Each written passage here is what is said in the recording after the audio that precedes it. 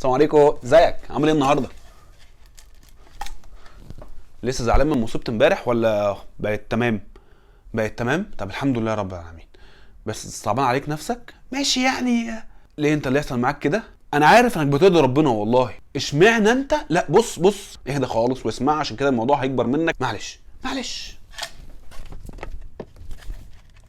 بص، هي هتفرج، بس هتفرج لما نعرف حاجه مهمه جدا.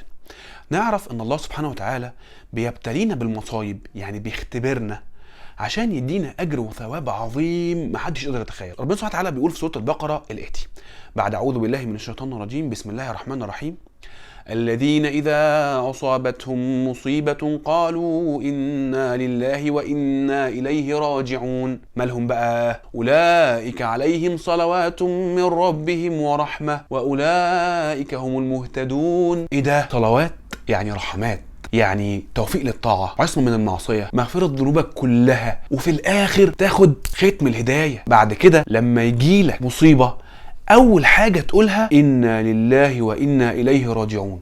هي صعبة بس بعد كل الجوائز دي تبقى سهلة والله. قبل ما اقول لك سلام، ما تنساش تبقى تعمل لايك للفيديو وشير للفيديو وتعمل كومنت باللي انت عايزه، لايك وفولو على البيج على الفيسبوك، سبسكرايب على اليوتيوب، فولو على الانستجرام، هتلاقيني على التيك توك. سهلة والله. السلام عليكم.